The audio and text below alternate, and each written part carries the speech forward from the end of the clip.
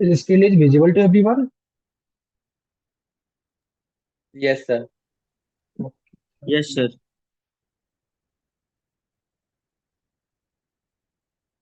Okay, guys. So, अच्छा recording classes आप लोगों को कहाँ से देखनी है, अगर इन केस कोई लाइव क्लास मिस हो जाता है तो सबको पता है? Yes sir. ओके, एक बार मैं मेंशन कर देता हूँ आप लोगों को। ओके सर, जिनका भी फर्स्ट क्लास है, मैं आपको बता देता हूँ, जो क्लासेस हो चुकी है उनकी रिकॉर्डिंग आप देख सकते हो। और यहाँ पे आपको तीनों कोर पेपर की क्लासेस मिल जाएंगी, एमएमई की भी, स्टैट्स की भी और माइक्रो की भी। आपको करना क्या है, अगर आपके पास एंड्रॉइड फोन है, ठीक है, तो आपको प्ले स्टोर से SIG क्लासेस करके एक ऐप होगा, ऐप को डाउनलोड करना है। आप जब ऐप डाउनलोड कर लोगे तो इसके बाद आप क्या करोगे, सबसे पहले रजिस्टर करोगे अपने आप को।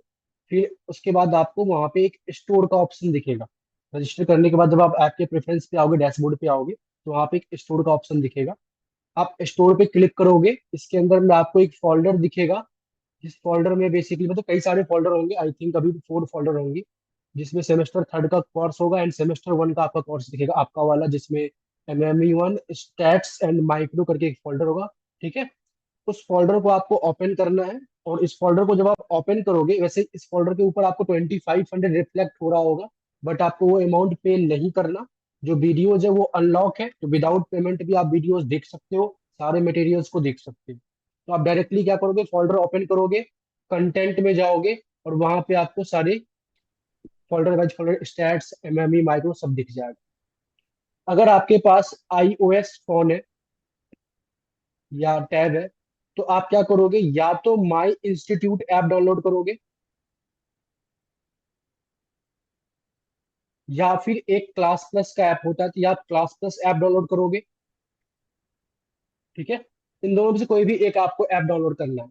ऐप डाउनलोड करने के बाद आपसे वो ORG कोड मांगेगा, आपको अपने नंबर से रजिस्टर करना है और एक ORG कोड मांगेगा। तो जो ORG कोड है वो है ELETU, ये आपको डालना है, ELETU। क्लियर है? जैसे आप ELETU डालोगे, उसके बाद जो आपके पास डैशबोर्ड खुलेगा, वो फिर से SIG क्लासेस का ही डैशबोर्ड खुल जाएगा। फिर आगे का प्रोसेस सेम है, स्टोर में जाना है, फोल्डर में जाना है, कंटेंट में जाना है, एंड सो। क्लियर है सभी को? तो फिलहाल के लिए आप Android phone as well as iOS के फोन में पिछले सारे रिकॉर्डिंग देख एहसास सकते हो। होगी भाई ऋषभ, कहाँ हुई ऋषभ, प्यार। कौन है भाई? गलती से कहीं तुम किसी और क्लास में तो नहीं आ गए? सिंगिंग कंपटीशन नहीं चल रहा है यहाँ? चलो कोई नहीं। ओके, किसी का कोई डाउट, एनी वन, क्लासेस देखने के पॉइंट ऑफ व्यू से? अविनाश, क्या कहाँ पे मिलेगा, क्या पूछ रहे हो?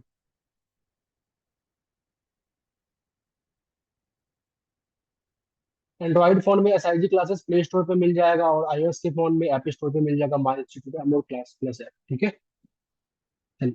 अच्छा, आपके पास जो MME एंड स्टैट्स है, इसकी जो क्लासेस है, वो तो डेफिनेटली जो है ऐप के ऊपर में ही मिलेगा आपको। जो माइक्रो की क्लासेस है वो ऐप के ऊपर में भी अवेलेबल होगा, एज वेल एज यूट्यूब के ऊपर भी मैं अपलोड कर दूंगा। तो किसी को लेटर सपोज यूट्यूब पे देखना हो थ्रू वेब, और यू कैन से लैपटॉप के अंदर देखना हो, तो माइक्रो की जो क्लासेस है वो यूट्यूब पे डायरेक्टली देख सकता है। प्रांशु, प्रीवियस रिकॉर्डिंग अवेलेबल है ऐप के ऊपर में, प्लीज उसको आप चेक कर लेना, डिमांड करके उनका। ठीक है, ये बेसिकली ऐप के ऊपर में भी अपलोडेड है, यूट्यूब के ऊपर भी अपलोडेड है। आज की क्लास में लोग नया टॉपिक करने वाले हैं। ओके, चलिए। तो लास्ट क्लास जो माइक्रो का हुआ था, उसमें हम लोगों ने अपना यूनिट नंबर 2 स्टार्ट किया था, और यूनिट नंबर 2 में अपने मैन्यू बुक का चैप्टर नंबर 4 कर रहे थे। चैप्टर नंबर 4 आपका है डिमांड एंड सप्लाई, जिसमें कि डिमांड के बारे में हम लोगों ने पढ़ लिया था। आज की क्लास में हम लोग सप्लाई के बारे में पढ़ने वाले हैं। क्लियर है? किसी को डाउट है कि यस रिकॉर्डिंग सर। कहाँ से देखनी है, एनीथिंग? चलो, तो बेसिकली अगर सप्लाई की बात करें तो सबसे पहली वही बात, सप्लाई, अगर सप्लाई की बात हो रही है तो हम लोग एज ए प्रोड्यूसर के पॉइंट ऑफ व्यू से सोचेंगे। जब डिमांड की बात हो रही होगी तो कंज्यूमर के पॉइंट ऑफ व्यू से सोचा जाएगा। सप्लाई की बात होगी तो प्रोड्यूसर के पॉइंट ऑफ व्यू से सोचा जाएगा। अगर मैं यहाँ पे लिखता हूँ पहला डेफिनेशन इसका कि व्हाट इज क्वांटिटी सप्लाइड, सबको पता है? कोई है जिसको मतलब पता ना हो? क्वांटिटी सप्लाइड ये क्या होता है? अमाउंट ऑफ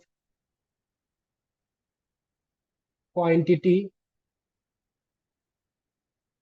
सप्लाइड, इस तरीके से लिख सकते हो, या फिर चलो मैं आपको थोड़ा बुक्स के अकॉर्डिंग लिखता हूँ, तो डेट की बुक अभी आप कभी ओपन करो तो आपको मैच होता जाए, मिलता जाए कंसेप्ट। तो the amount of a good, okay, that sellers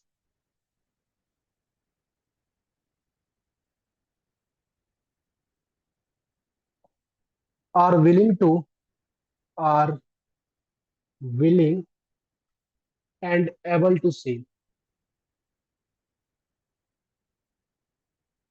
ठीक है।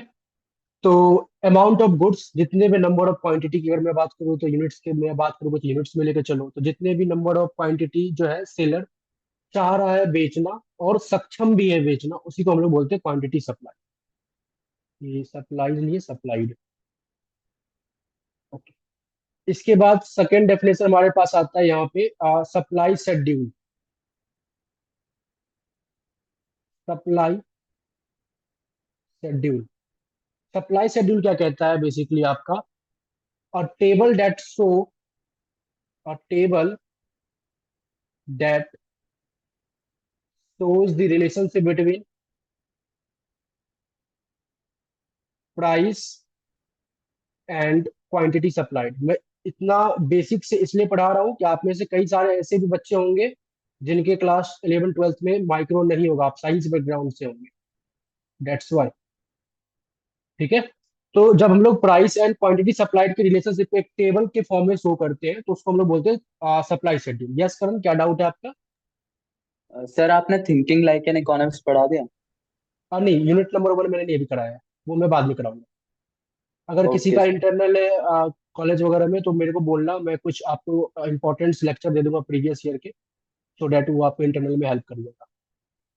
Okay, so basically law of supply, जैसे लॉ ऑफ डिमांड होता था उसी तरीके से हमारे पास लॉ ऑफ सप्लाई होता है। ये क्या कहता है? अदर थिंग रिमेन सेम,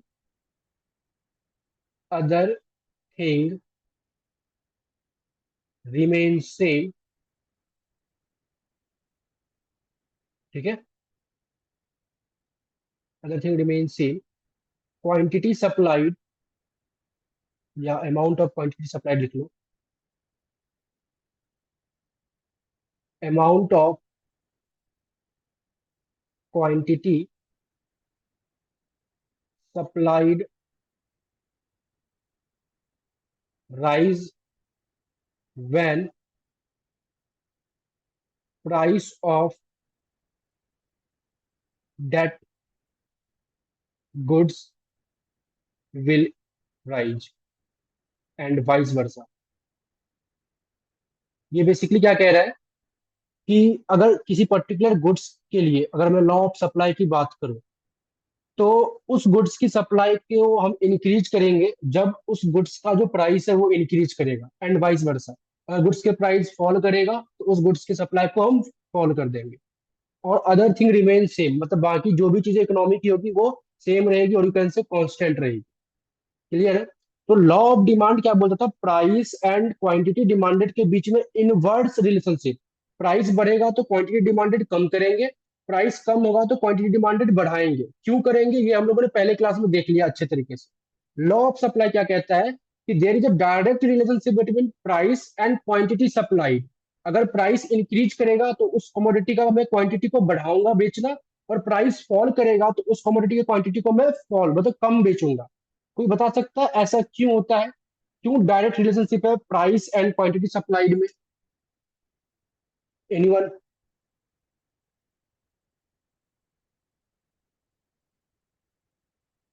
बताओ, मैं पढ़ा नहीं रहा हूँ, बताओ बस। जो मैंने क्वेश्चन किया आप लोगों से, बताओ क्यों प्राइस के बढ़ने पे जो सेलर है वो सप्लाई को इंक्रीज कर देता है, क्वांटिटी सप्लाई को इंक्रीज कर देता है, और क्यों प्राइस के कम होने पे क्वांटिटी सप्लाई को कम कर देता है? सोचो थोड़ा। Yes sir. क्यों, बताओ।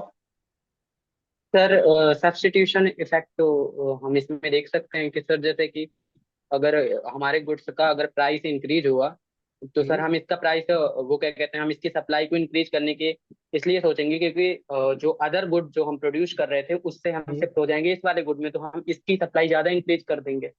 अदर गुड्स से इस वाले गुड्स में क्यों हम आ जाएंगे? बिकॉज सर उससे हमें इतना प्रॉफिट नहीं होगा ना, अगर हमारा उसका प्राइस कम है ओके। एज कम्पेयर टू इसका प्राइस। That's why sir. और कोई? क्या जो प्रांशु ने सॉल्यूशन आंसर दिया है वो सही है? कोई इसको करेक्ट करना चाहेगा? एनीवन? कि why there is a direct relationship between quantity supplied and price? ये बेसिक मीनिंग तो हम लोगों ने पहले भी क्लास 11th में भी पढ़ा है। सप्लाई क्या होता है, सप्लाई शेड्यूल क्या होता है, law of supply, supply curve. लेकिन ये सप्लाई शेड्यूल कहाँ से आया है? ये लॉ ऑफ सप्लाई क्यों डायरेक्ट रिलेशनशिप बता रहा है? सप्लाई कर्व कहाँ से आया? ये हमें जानना है। जैसे डिमांड में हम लोगों ने सीखा था, तो वो डिमांड शेड्यूल कहाँ से आया? क्यों प्राइस के बढ़ने पे क्वांटिटी को कम कर देते हैं, क्यों प्राइस के कम होने पे क्वांटिटी को बढ़ा देते हैं? सेम वही सिनेरियो सप्लाई के क्वांटिटी से देखेंगे। प्रांशु का कहना है कि सर लेटर सपोज कुछ इस तरीके से देखते हैं कि जब प्राइस जो है वो 25 रुपीज था, तो किसी चीज का मैं क्वांटिटी 100 करता था, ये सेल करता था। और इसको कुछ इस तरीके से देख लेते हैं कि जब प्राइस 25 था, तो मान लेते हैं इसमें 23 कॉस्ट था मेरा किसी भी पर्टिकुलर क्वांटिटी को प्रोड्यूस करने का, और 2 रुपए का प्रॉफिट था। जब प्राइस 26 होगा, तो अब मैं ये क्वांटिटी सप्लाइड बढ़ा दूंगा, मतलब बाकी गुड्स को छोड़कर इस पे ज्यादा ध्यान दूंगा, क्योंकि अब मेरा जो प्रॉफिट है ना वो 3 रुपए का हो जाएगा। यही कहना चाह रहे हो? इसलिए बढ़ाऊंगा क्योंकि सिंस प्राइस बढ़ गया, तो अब मैं इस पर्टिकुलर कमोडिटी को बेचकर ज्यादा पैसा कमा सकूंगा। क्लियर है? देखो नहीं। अब एक बात बताओ, अगर आपको प्रॉफिट ज्यादा अर्न ही करना था, तो आप 25 रुपए के प्राइस पे ही आपने ये वेट क्यों किया कि जब प्राइस 26 होगा तो मैं क्वांटिटी बढ़ाऊंगा? 25 रुपए के प्राइस पे ही आप क्या करते, 200 क्वांटिटी बेचते, तो क्या होता? तो उस टाइम पे भी आपको प्रॉफिट अच्छा हो जाता। आपने प्राइस के बढ़ने का वेट किया, तब जाके आप 20 यूनिट्स को इंक्रीज कर रहे हो, तो मतलब 20 रुपए का आपको एक्स्ट्रा प्रॉफिट हुआ। अगर आप 25 रुपए पे ही अपने क्वांटिटी को बढ़ा देते, 100 से 120 कर देते, या 100 से 140 कर देते, तो यहीं पे तो आपको 20 रुपए या 40 रुपए का एक्स्ट्रा प्रॉफिट हो जाता। तो आपने प्राइस बढ़ने का वेट क्यों किया? बट सर रिसोर्सेज थोड़ा अनलिमिटेड है हमारे पास। नहीं, अगर रिसोर्सेस आप ये बोल रहे हो कि मैं इस गुड को 100 से 120 बना सकता हूँ जब प्राइस बढ़ेगी, तो जब प्राइस नहीं बढ़ेगी तब भी तो बना सकता हूँ, क्योंकि गुड्स के प्राइस अलग है और आपके पास रिसोर्सेज की अवेलेबिलिटी अलग है। ऐसा थोड़ी कि प्राइस के बढ़ने से आपके पास रिसोर्सेज बढ़ गए। रिसोर्सेज तो आप यही कह रहे हो ना कि दूसरे, जो मैं दूसरा कमोडिटी बना रहा हूँ उससे मैं लेबर या रिसोर्सेज को लेकर इसी कमोडिटी पे लगा दूंगा। तो आप पहले ही ऐसा कर लेते, दूसरे कमोडिटी को छोड़कर इसी पे लगाकर अपना ज्यादा क्वांटिटी बना के मार्केट में बेच देते। पर आपने ऐसा क्यों नहीं किया?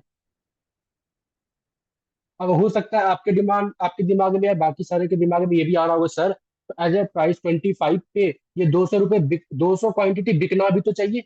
120 क्वांटिटी जो आप बोल रही है, इसकी डिमांड भी तो होनी चाहिए, मार्केट में बिकनी भी तो चाहिए, तब तो बढ़ाएंगे। तो अगर ये 25 रुपए पे अगर इतनी क्वांटिटी आपकी नहीं बिक रही है, तो 26 रुपए पे इतनी क्वांटिटी बिकेगी, ये कैसे बोल रहे हो? अब तो और नहीं कम बिकेगी ना, तब तो और डिमांड कम हो जाएगा। तो हम लोग जो क्लास 11th में पढ़कर आते हैं ना, ये जो दिमाग में लेकर चल के आते हैं कि जो प्राइस बढ़ेगा, तो जो मेरी प्रॉफिट मार्जिन है उस पर्टिकुलर कमोडिटी के लिए वो इंक्रीज कर जाएगा, so that as a producer मैं ज्यादा बेचना चाहूंगा, ये बिल्कुल गलत सेंस है। इस पे सप्लाई कर्व नहीं बनता, सप्लाई शेड्यूल नहीं बनता। क्लियर है सभी को? आप किस पे बनता है ध्यान से देखिए। ये सबको समझ में आ गया कि प्राइस के बढ़ने से प्रॉफिट मार्जिन बढ़ जाएगा, इसके वजह से मैं क्वांटिटी सप्लाई बढ़ा दूंगा, ये रूल नहीं है। ठीक है? चलिए, तो सबसे पहले हम लोग देखते हैं, जैसे हम लोगों ने देखा था कि डेरिवेशन ऑफ डिमांड कर एंड डिमांड शेड्यूल, उसी तरीके से डेफिनेशन तो पढ़ लिया, उसका मतलब भी समझ लिया, बट उसकी डेरिवेशन कैसे है, एग्जैक्ट मीनिंग क्या है, वो सीखते हैं। ठीक है? चलिए, अगर आपको थोड़ा सा याद हो, तो आप अपने एकेडमिक क्लास 11th में एक टर्म पढ़े थे, लॉ ऑफ वेरिएबल प्रोपोर्शन, सबको याद है? सुना सुना लग रहा है, लॉ ऑफ वेरिएबल प्रोपोर्शन। आप यहाँ पे बोलते थे when total product increases at increasing rate, at that time MP will increases, when MP start fall total product increases but at a diminishing rate, when MP negative हो जाएगा then total product will start decline। याद आ रहा है? चलो diagram बनाते हैं, कुछ ऐसा करते थे, लॉ ऑफ वेरिएबल प्रोपोर्शन, और you can say law of diminishing marginal returns भी इसको बोलते थे। लिखते थे हम लोग, यहाँ पे क्वांटिटी है, यहाँ पे टोटल प्रोडक्ट है, तो कुछ इस तरीके से पहले इनिशियली टोटल प्रोडक्ट इंक्रीज करेगा एट इंक्रीजिंग रेट, फिर इंक्रीज करेगा एट अ डिक्रीजिंग रेट अपने मैक्सिमम पे पहुंचकर, फिर उसके बाद जो है वो फॉल करना स्टार्ट हो जाएगा। दिस इज योर टीपी का डायग्राम। ठीक है, इसके बाद इसके करस्पॉन्ड में आप बनाते थे नीचे एमपी का रिलेशन शो करते थे बेसिकली। लेट अस सपोज ये आपके पास है क्वांटिटी और ये आपके पास है मार्जिनल प्रोडक्ट, और इस तरीके से आप इसको डिफाइन करते थे। लेट अस सपोज मैंने ये डिफाइन कर दिया, और मैक्सिमम कहाँ पे था, तो मैक्सिमम यहाँ पे था। ये बताने का बस मेरे को एक चीज बताना है आपको, अगर याद आपको आ रहा हो तो। फिर आप बोलते थे कि जब टीपी इंक्रीज करेगा एट ए इंक्रीजिंग रेट, इस टाइम पे आपका एमपी जो था वो पॉजिटिव होता था। अब अपना आपका जो एमपी वो मैक्सिमम पे पहुंच के, अब जब एमपी स्टार्ट करेगा डिक्लाइन, तो टीपी अभी भी इंक्रीज करेगा but at A decreasing rate total product, और ये डिक्लाइन करता जाएगा, डिक्लाइन करता जाएगा, और एक टाइम ऐसा आएगा ये जीरो पे आ जाएगा। लेट अस सपोज ये जीरो था, जीरो पे आएगा तो उस टाइम पे टीपी आपका मैक्सिमम होगा। उसके बाद जब एमपी फॉल करेगा तो फिर टीपी डिक्लाइन करेगा। आप बोलते थे कि ये जो मेरा है ये है मेरा स्टेज वन, इसको आप बोलते थे स्टेज टू, इसको आप बोलते थे स्टेज थर्ड। क्लियर है सभी को? अब इसके बाद आप बोलते थे एक यस सर। रैशनल प्रोड्यूसर जो है वो स्टेज टू में काम करेगा। क्यों करेगा? क्योंकि स्टेज वन में ऐसा होता था कि जब आप अपने लेबर को या रिसोर्सेज को बढ़ाओगे तो आपका टोटल प्रोडक्ट इंक्रीज कर रहा होगा एट इंक्रीजिंग रेट, तो डेफिनेटली आप अपने रिसोर्सेज को बढ़ाना चाहोगे। स्टेज नंबर टू में ऐसा होता था कि इस टाइम पे भी जब आप अपने रिसोर्सेज को बढ़ाओगे तो आपका टीपी बढ़ेगा, भले डिक्रीजिंग रेट में बढ़ेगा बट बढ़ेगा। लेकिन स्टेज थर्ड में जब आप आओगे तो यहाँ पे फिर टीपी फॉल होने लगता था, तो इस काम में यहाँ तो हम लोग काम करेंगे नहीं करेंगे, और यहाँ पे हम लोग स्टार्ट करते ही है काम करना, और लेकिन हम एक रैशनल बिहेवियर इसमें आता है।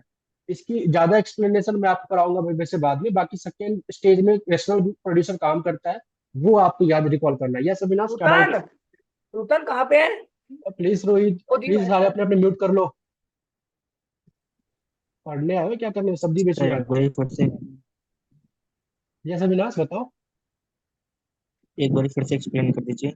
ओके, तो एक रैशनल प्रोड्यूसर जो है वो सेकेंड स्टेज में काम करता है, और सेकेंड स्टेज में आपका टीपी इंक्रीज कर रहा होता है एट ए डिक्रीजिंग रेट, और आपका एमपी फॉल कर रहा होता है।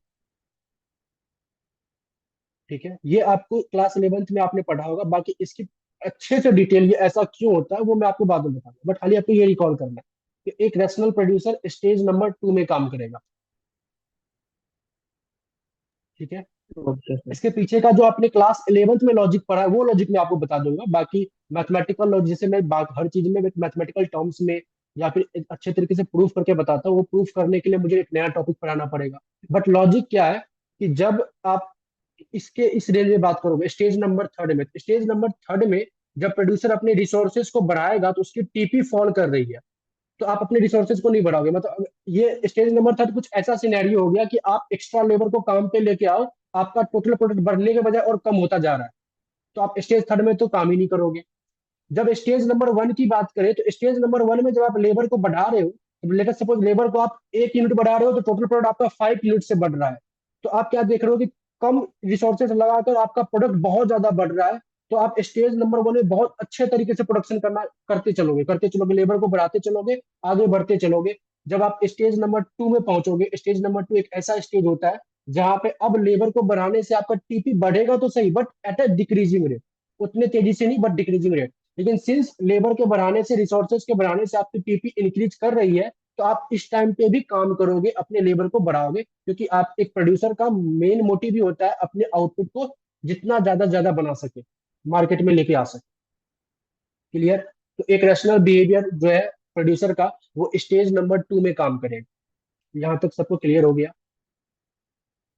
इसके बाद हम क्या करते थे,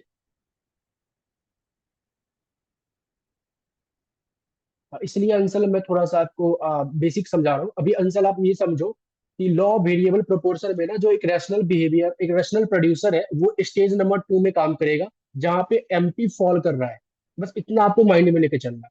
बाकी ये क्यों ऐसा होता है, इसको हम लोग आगे पढ़ेंगे, जब हम लोग अच्छे तरीके से मार्केट स्ट्रक्चर पढ़ लेंगे। क्योंकि ये हमारे आज के टॉपिक नहीं है, बस इसको मैं रिकॉल करवा रहा हूँ आपको। बस अभी के लिए इतना लेट लेके चलना है कि स्टेज नंबर 2 में एक रैशनल प्रोड्यूसर काम करेगा। चलिए अब आगे देखते हैं। अब हमारा टॉपिक आ रहा है आज से, तो यहां से मैंने बनाया एक और डायग्राम। अब मैं इस डायग्राम में क्या कर रहा हूं, क्वांटिटी और मार्जिनल कॉस्ट के बीच के रिलेशनशिप को शो कर रहा हूं। अगर थोड़ा सा आपको याद हो तो आप बोलते थे जो एमपी है और जो आपका मार्जिनल कॉस्ट है, इनके बीच में इनवर्स रिलेशनशिप होता है। जब आपका एमपी इंक्रीज करेगा, जैसे इस रेंज में आपका एमपी क्या कर रहा है, इंक्रीज कर रहा है, तो जब आपका एमपी इंक्रीज करेगा तो ऑन दैट टाइम जो आपका मार्जिनल कॉस्ट है वो डिक्रीज कर रहा होगा। जब आपका एमपी अपने मैक्सिमम पे होगा तो आपका जो मार्जिनल कॉस्ट है वो अपने मिनिमम पे होगा। जब आपका एमपी फॉल करना स्टार्ट करेगा तो जो आपका मार्जिनल कॉस्ट है वो इंक्रीज करना स्टार्ट करेगा, कुछ इस तरीके से। ठीक है, this is your marginal cost. तो इस डायग्राम से हम लोग क्या बता सकते हैं कि जो आपका मार्जिनल प्रोडक्ट है और जो मार्जिनल कॉस्ट है, इनके बीच में इनवर्स रिलेशनशिप है। एमपी जब स्टार्ट बढ़ेगा तो एमसी कम होगा, एमपी जब कम होगा तो एमसी बढ़ेगा। अब सिंस ये जो मार्जिनल कॉस्ट है ये आपके आज के टॉपिक का है, तो इसको मैं ऐसे आपको लेट करने के लिए नहीं बोलूंगा, मैं आपको समझाऊंगा। मतलब सबसे पहले इसको रिलेट करवाऊंगा कि कैसे एमपी और एमसी आपस में इनवर्स रिलेशनशिप को लेके चलता है। ध्यान से सुनिएगा। एक बात बताओ, जो मार्जिनल प्रोडक्ट होता है, मार्जिनल प्रोडक्ट का मतलब क्या होता है, change in total product due to change in labour. बोलो, टोटल प्रोडक्ट में क्या चेंज आएगा due to change in labour, this is your marginal product. Yes sir. क्या मैं इसको ऐसे लिख सकता हूँ, change in total product due to change in labour, Q is nothing but a total product, मतलब कितना आउटपुट आपने बनाया, टोटल प्रोडक्ट बोलो या आउटपुट बोलो, बात एक ही है। This is your marginal yes. Product. Marginal का मतलब ही होता है चेंज। एक चीज आपको ये समझ में आ गया। सेकेंड चीज, एक बात बताओ, जो टोटल कॉस्ट होता है वो क्या होता है, टोटल फिक्स्ड कॉस्ट प्लस में टोटल वेरिएबल कॉस्ट। किसी भी काम को आप कर रहे हो तो उस पे जो आपका कॉस्ट लगेगा वो कैसे लगेगा, एक तो लगेगा फिक्स्ड कॉस्ट। मान लेते हैं आपने इस पेन का प्रोडक्शन करने के लिए आपने एक फैक्ट्री ओपन किया, तो जो आपको एक फिक्स कॉस्ट लगा, मतलब फैक्ट्री को लगाने का, मशीन वगैरह लाने का, जो शुरुआत में एक कॉस्ट लगा, उसको बोलते हैं फिक्स्ड कॉस्ट। और उसके बाद वेरिएबल कॉस्ट, अब जितना पेन आप जितना बनाओगे उतना उस पेन के लिए आपको रॉ मटेरियल चाहिए, लेबर चाहिए, इनपुट चाहिए, इसको बोलते हैं वेरिएबल कॉस्ट। तो क्या टीएफसी प्लस टीबीसी को मिला के आता है टोटल कॉस्ट, पढ़ा होगा अगर ये समझ यस में आ सर। गई।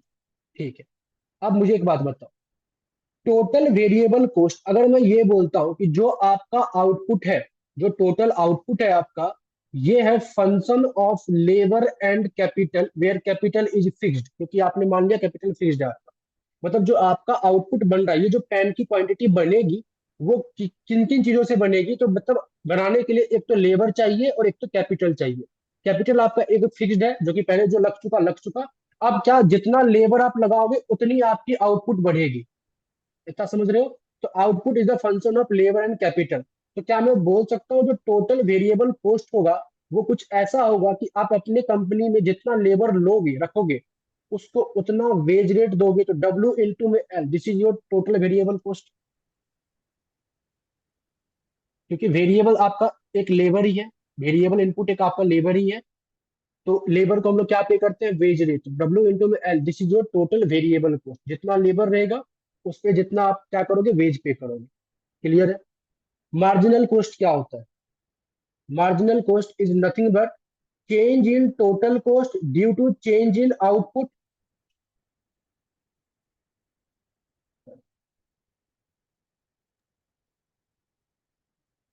बोलो। मार्जिनल कॉस्ट जितना आउटपुट में चेंज आएगा उसके वजह से टोटल कॉस्ट में जितना चेंज आ रहा है। तो अगर मैं इस टीसी को डिफरेंशिएट करूं तो आप सभी एग्री करो, अगर मेरा टीएफसी एक फिक्स्ड वेरिएबल है, फिक्स्ड कांस्टेंट है, तो क्या ये इसका डिफरेंशिएशन जीरो आ जाएगा? Yes sir. और ये this is nothing but D, कुछ ऐसा दिखेगा, टोटल वेरिएबल कॉस्ट में चेंज ड्यू टू आउटपुट। बोलो। क्योंकि टीएफसी एक कांस्टेंट नंबर है, उसको डिफरेंशिएट करोगे तो जीरो हो जाएगा, और टीवीसी एक वेरिएबल है, उसको आप इस तरीके से डिफरेंशिएट कर सकते हो। बोलो। ये आपके पास क्या आ गया? मार्जिनल कॉस्ट आ गया। आप ध्यान से देखिए, कहने का मतलब, एक आपके पास डेटा आया किसका? टोटल प्रोडक्ट का, सॉरी मार्जिनल प्रोडक्ट का। और एक डेटा आपके पास आया मार्जिनल कॉस्ट का। अब आगे ध्यान से देखिए, मैंने बोला जो आपका मार्जिनल कॉस्ट है वो होता है change in total variable cost due to change in output. तो जो आपका ये मार्जिनल कॉस्ट है वो होता है change in total variable cost, और टोटल वेरिएबल कॉस्ट मेरा क्या है? डब्ल्यू इंटू में एल।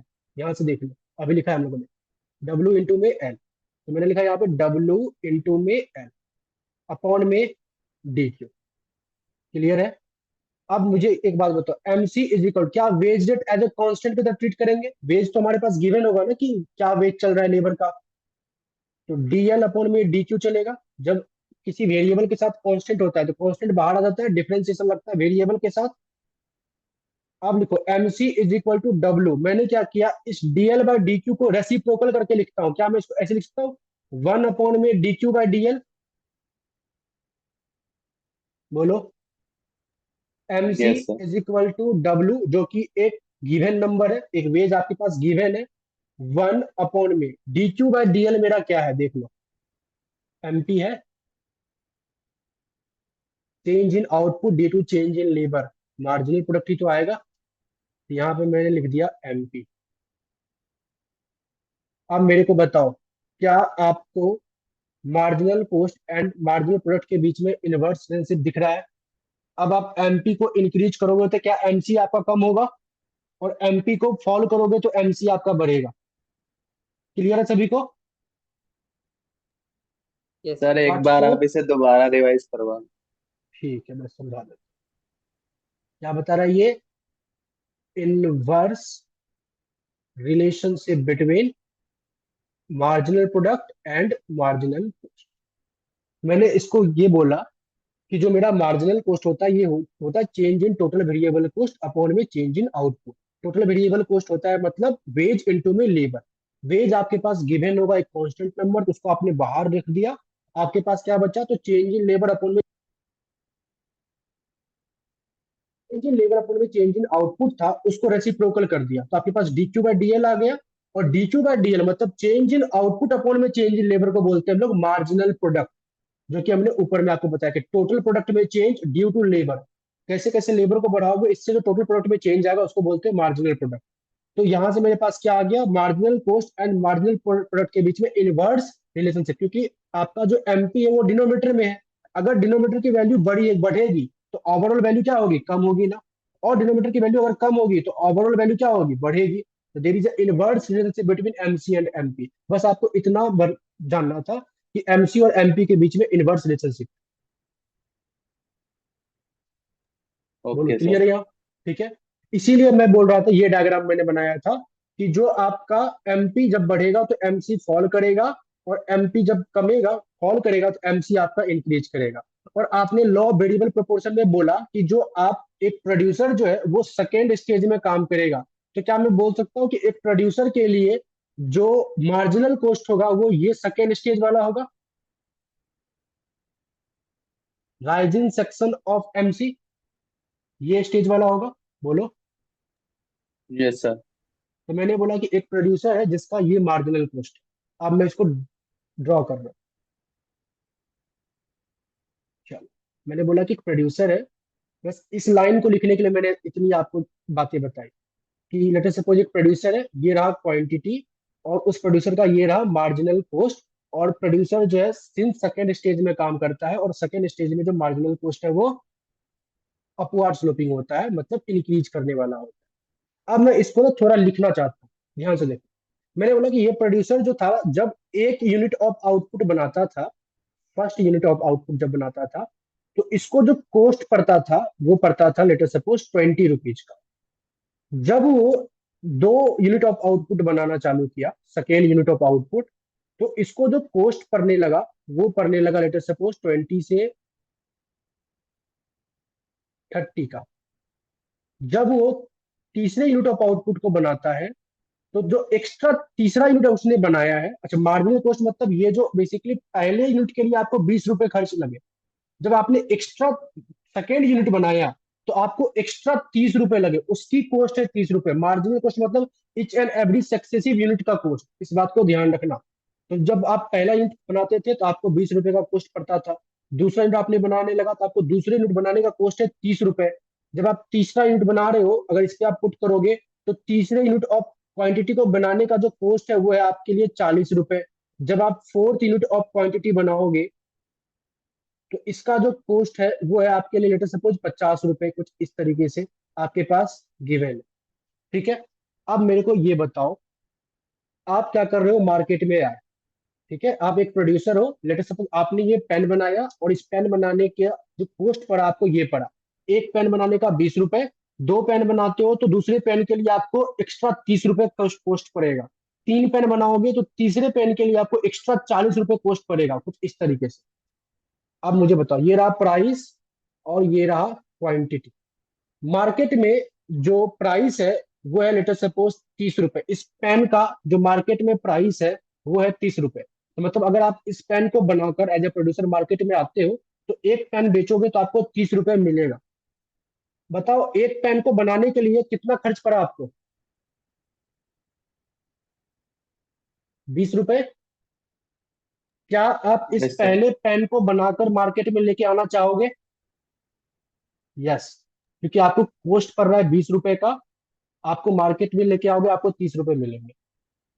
दूसरा पेन को बनाने के लिए आपको कितना एक्स्ट्रा पे करना पड़ रहा है, कॉस्ट पड़ रहा है 30 रुपए। 30 रुपए। और मार्केट में जब दूसरा पेन बना के लाओगे तो आपको कितना में बेचना पड़ेगा, 30 रुपए में ही। तो यहाँ पे आप क्या होगे, इनडिफरेंट। बना के लाओगे या नहीं भी बनाओगे बट आप इनडिफरेंट हो। तो लेट अस सपोज कि आप दूसरा पेन भी बना के मार्केट में लेके आओगे। जब आप तीसरा पेन बनाते हो, थर्ड पेन, तो बताओ आपको एक्स्ट्रा कॉस्ट कितना पड़ेगा तीसरा पेन बनाने को, 40 रुपए का एक्स्ट्रा कॉस्ट पड़ेगा।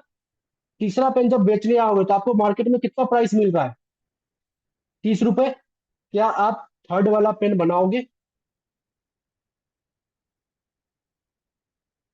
थर्ड पेन को बनाने में आपको एक्स्ट्रा 40 रुपए का खर्च पड़े, और जब उसको बेचने मार्केट में आओगे तो मार्केट प्राइस है तो 30 रुपीज।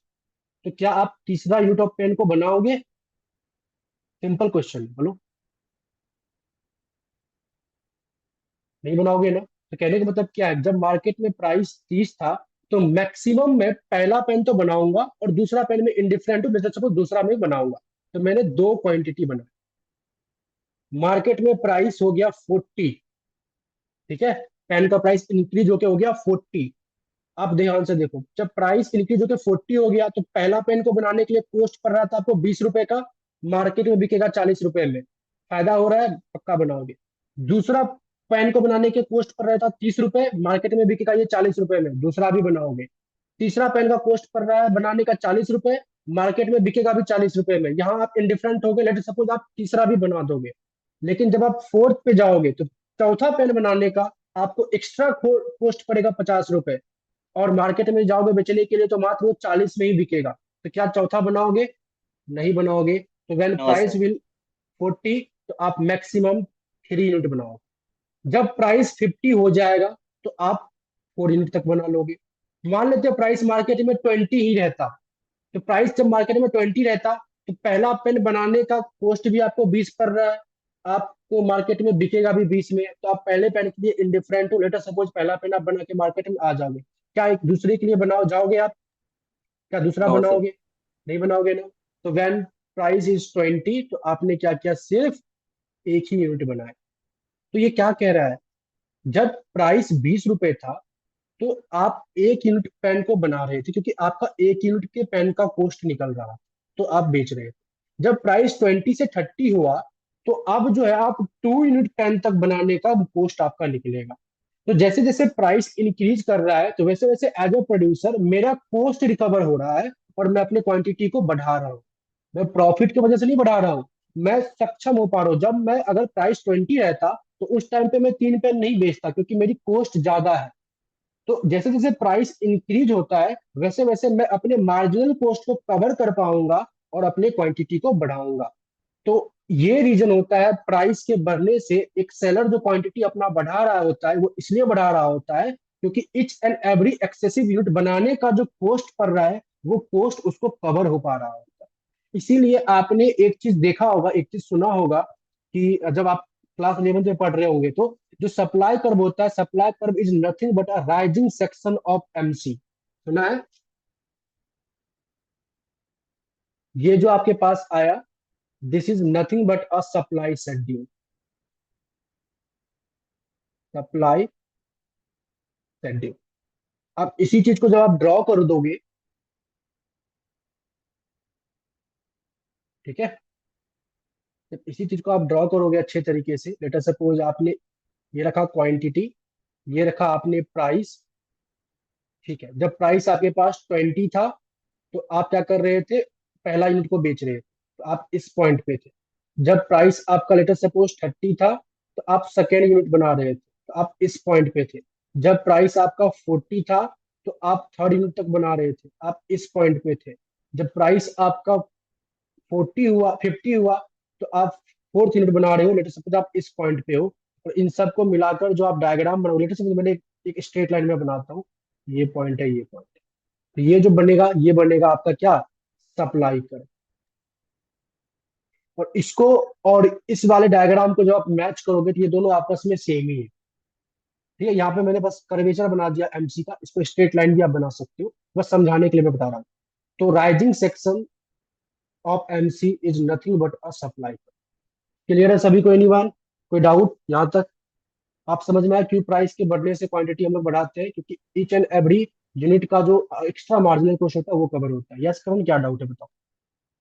सर पर इन जनरल अगर देखा जाए वैसे हम्म, मार्केट में, तो फिर हम्म। इनडिफरेंट पे तो प्रोड्यूस प्रोड्यूस करेगा ही नहीं सप्लाई।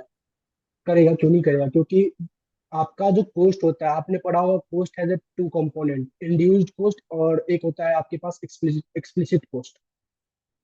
यस तो सर। अगर आपका 20 मतलब कॉस्ट के दाम पे, मतलब जो टोटल कॉस्ट आपका पड़ा, अगर उस कॉस्ट पे भी आप मार्केट में बेच रहे हो, तो आपका इंड्यूस्ड कॉस्ट तो एज ए प्रॉफिट की तरह ही तो आएगा ना।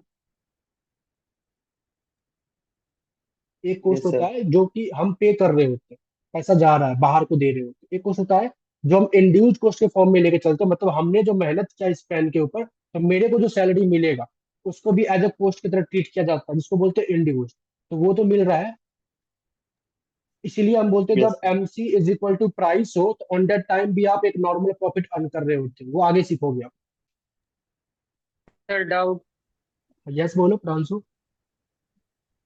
सर जैसे कि लॉ ऑफ वेरिएबल प्रोपोर्शन कहता है कि जैसे कि हम अपनी प्रोडक्शन को स्टार्ट करते हैं तो एमपी हम्म, हमारा पहले इंक्रीज करता है, हम्म, देन एमपी फॉल करता है, फिर हम्म, नेगेटिव हो जाता है। हम्म, सर एंड इनवर्स रिलेशन भी आपने बता दिया एमपी एंड एमसी के बीच में, डेट हम्म। एमपी अगर इंक्रीज करेगा एमसी डिक्रीज कर जाएगा। हाँ, बिल्कुल बिल्कुल। तो सर ये मेरा ये कहने का मीन्स है कि अगर एक हम्म, प्रोडक्शन स्टार्ट हो रहा है तो उसको तो पहले फर्स्ट फेज में जाना होगा ना, देन वो सेकंड फेज में पहुंचेगा, थर्ड फेज में नहीं जाएगा वो। हाँ, यहाँ थर्ड स्टेज में नहीं ये जाएगा, हाँ। नहीं जाएगा, ये दो फेज में जाएगा वो। हम्म। तो सर स्टार्टिंग से तो फिर हम इसको डिस्कस क्यों नहीं कर रहे हैं जहाँ पे हमारा एमपी इंक्रीज कर रहा है एंड और एमसी डिक्रीज कर नहीं, रहा है, हम एंड सिर्फ इसको इसलिए डिस्कस नहीं कर रहे क्योंकि एक रैशनल प्रोड्यूसर हमेशा इसी में रुकेगा, सेकेंड स्टेज में रुकेगा। बट सर अगर एक स्टार्टिंग है तो वो तो हमें फर्स्ट फेज नहीं से नहीं, ही वो स्टार्टिंग फर्स्ट करके स्टेज जाना जब आप पड़ेगा ना। एज ए नंबर लाइन लेके चलोगे, तो आप स्टार्ट करोगे। लेटर सपोज आप इस पेन को बना रहे हो, तो इस पेन को बना रहे हो, तो इस पेन पे, अब इस पेन पे आपको प्रॉफिट होगा कि नहीं होगा, क्या प्राइस रखोगे, ये कब तय करोगे? जब आप इस पेन की क्वांटिटी टोटल बना लोगे। लेटर सपोज मैंने 500 क्वांटिटी बना लिया। अब इस क्वांटिटी को देखकर उसके बाद हम प्राइस तय करेंगे, प्रॉफिट निकालेंगे। और ये 500 पेन जो बनाया है, ये कब बनाया है? किसी न किसी एक स्टेज पे आके रुके होंगे, और वो स्टेज आपका सेकेंड स्टेज होगा। और तब जाके आप इकोनॉमिक्स की स्टडी करोगे उसके ऊपर। ये सर सर हम्म। जैसे कि ऐसा नहीं है कि आप पहले स्टेज को इग्नोर कर रहे हो, नहीं, पहले स्टेज से होके ही गुजरोगे, लेकिन आप स्टडी करोगे सेकेंड स्टेज का, क्योंकि आप पहले स्टेज में कोई भी बिहेवियर, कोई भी प्रोड्यूसर नहीं रुकेगा। मान लेते हैं आप ये बोलना चाहते हो कि सर हम पहले स्टेज को क्यों नहीं स्टडी कर रहे? पहले स्टेज में स्टडी करने के लिए कोई होना तो चाहिए, किसके लिए स्टडी करोगे आप? सभी प्रोड्यूसर यहाँ पे है, आप अच्छा यहाँ सर, पे क्या आपका स्टडी कहने का करते हो? मतलब है कि जैसे हमारी क्वांटिटी प्रोड्यूस हो जाएंगी, हम सेकंड फेज में हम ना स्टॉप हो जाएंगे, देन हाँ, हम स्टॉप हो प्राइस जाएंगे। वहां से हाँ, हम देन वहां पे हम स्टडी वहां करेंगे। से डिसाइड करेंगे कि हम बिल्कुल प्रोड्यूस बिल्कुल। एक्स्ट्रा करेंगे या नहीं करेंगे। हाँ बिल्कुल, नहीं नहीं, जैसे, नहीं भैया ध्यान से सुनो, ये नहीं है। आप जब इस स्टेज में हो तो इस स्टेज में आप डिसाइड क्या करोगे? इस स्टेज में आप पक्का करोगे ही करोगे प्रोड्यूस। यहाँ पे आपको यस सोचने यस। की कोई जरूरत नहीं है, स्टडी करने की कोई जरूरत नहीं है। लेकिन जब आप इस स्टेज में हो तो यहाँ पे आप डिफरेंट डिफरेंट प्रोड्यूसर का डिफरेंट डिफरेंट रिसोर्सेस होता है, कि आप कोई कोई हो सकता है प्रोड्यूसर यहाँ पे रुक जाएगा, कोई यहाँ रुक जाएगा, कोई यहाँ रुक जाएगा, कोई यहाँ पे आके रुकेगा। तो सब अपने अपने अकॉर्डिंग यस रुकेंगे, हाँ, लेकिन इसके बाद कोई नहीं जाएगा। इस पॉइंट के बाद, यस। इस ए पॉइंट के बाद कोई नहीं जाएगा। तो आपको इसी का स्टडी करना है बस, कि इस पूरे इस वाले कर्व पे आपको कहाँ रुकना है। क्लियर? Okay sir okay. और किसी को डाउट? एनीवन? सप्लाई कर्व की डेरिवेशन, सप्लाई कर्व समझ में आ गया? याद रखना, अब rising section of MC is your supply curve, ध्यान रखना। ये लाइन आपको कई बार देखने को मिलेगा अपने एकेडमी में। ओके। ओके। अब अच्छा, एक चीज आपको मैंने क्या बताया था? अब हमारे पास कंसेप्ट है movement and shift on supply curve. ठीक। तो अगर लास्ट क्लास अगर आपको याद हो, डिमांड वाला, तो वहां पे मैंने एक रिजल्ट आपको बताया था। लेटर सपोज एक डायग्राम मेरे पास ये है, और एक और डायग्राम बना लेते हैं हम लोग कुछ इस तरीके से। ये है, ये क्वांटिटी सप्लाइड, और इसके करॉस्पॉन्ड में ये रहा प्राइस। ये भी क्वांटिटी सप्लाइड, इसके करॉस्पॉन्ड में ये रहा प्राइस। लेट सपोज ये हमारे पास है एक supply curve, upward sloping supply curve, क्योंकि प्राइस और क्वांटिटी में डायरेक्ट रिलेशनशिप होता है। सेम यहाँ पे मेरे पास भी एक सप्लाई कर्व आ गई कुछ इस तरीके से। ओके। मैंने बोला कि जब प्राइस आपका P1 था, तो आप क्या करते थे? Q1 क्वांटिटी मार्केट में सप्लाई करते थे। सिमिलरली यहाँ पे भी जब प्राइस P1 था, तो आप क्या करते थे? Q1 क्वांटिटी मार्केट में सप्लाई करते थे। मैंने क्या बोला कि अगर आपके क्वांटिटी सप्लाई में चेंज आता है, और उस चेंज का कारण आपका वाई एक्सिस है, एक्स एक्सिस पे चेंज आ रहा है due to change in Y axis, तो इस टाइम पे आपके डायग्राम पे मूवमेंट लगेगा। मतलब क्वांटिटी सप्लाई में चेंज आया, ये Q1 से Q2 हो गया, बट इसका रीजन क्या है? तो प्राइस का बढ़ना है, मतलब प्राइस में चेंज आने के वजह से हुआ है। तो आप क्या करोगे? अपने डायग्राम पे मूवमेंट लोगे। P2 प्राइस के इंक्रीज होने की वजह से क्वांटिटी में इंक्रीमेंट आया है, और आप अपने डायग्राम पे अपवर्ड इस तरीके से मूवमेंट ले रहे हो, मतलब अपने डायग्राम पे ही आप मूवमेंट ले रहे हो अलोंग द सप्लाई कर्व। तो जब भी एक्स एक्सिस पे चेंज होने का रीजन वाई एक्सिस पे अवेलेबल हो, तो डायग्राम में मूवमेंट लगता है। तो बेसिकली आप ऐसा कर सकते हो, अगर किसी गुड्स के सप्लाई, किसी गुड्स के क्वांटिटी सप्लाई में चेंज आया है ड्यू टू इटसेल्फ प्राइस में चेंज आने की वजह से, उसी गुड्स के प्राइस में चेंज आने की वजह से, तो ऑन दैट टाइम आपके कर्व पे मूवमेंट लगेगा। लेकिन अगर मान लेते हैं क्वांटिटी में चेंज आया, Q1 से Q2 हो गया, बट प्राइस आज भी आपका P1 ही है, तो आप इस पॉइंट पे आ चुके हो, तो इस टाइम पे आपके सप्लाई कर्व में क्या लगेगा? शिफ्ट लगेगा। वही शिफ्ट क्यों लगा है? क्योंकि due to change in any other circumstances आपका प्राइस सेम। क्लियर है?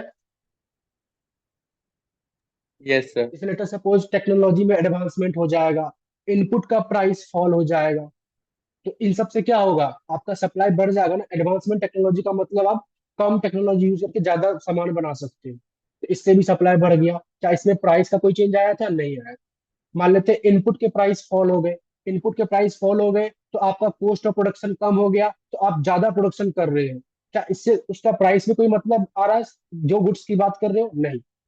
तो other than price of goods, कोई और चीज की वजह से सप्लाई में चेंज आ रहा है, तो उस टाइम पे क्या लगेगा, शिफ्ट लगेगा।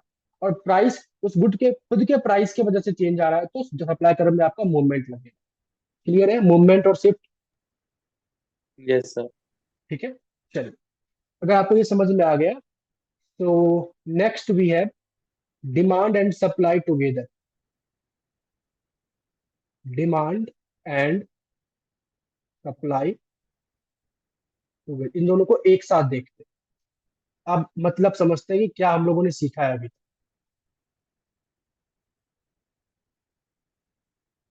मैंने बोला ये रहा आपके पास क्वांटिटी डिमांडेड एंड सप्लाई किसी भी पर्टिकुलर गुड का, और ये रहा आपके पास उस गुड्स का प्राइस। ठीक है, आपने क्या किया, अकॉर्डिंग टू योर डेफिनेशन आपने एक डाउनवर्ड स्लोपिंग डिमांड कर्व बना लिया। ये आपके पास डिमांड कर्व, ये डिमांड कर्व क्या बता रहा है, डिफरेंट डिफरेंट पॉइंट पे या डिफरेंट डिफरेंट जो डिमांड की हाइट है वो क्या बता रहा है कि आप एक कंज्यूमर हो और each and every successive unit के लिए मैक्सिमम कितना पे कर सकते हो। Being a consumer, each and every successive unit के लिए मैक्सिमम कितना पे कर सकते हो, ये पूरा का पूरा ये डिमांड कर्व बता रहा है। अब इसके क्रॉसपॉन्ड में आया एक सप्लाई कर्व। सप्लाई कर्व कैसा होगा, अपवर्ड स्लोपिंग। ये रहा आपके पास सप्लाई कर्व। ये सप्लाई कर्व क्या बताता है कि हर एक प्राइस लेवल पे मैं मैक्सिमम कितना सप्लाई कर सकता हूँ क्वांटिटी का।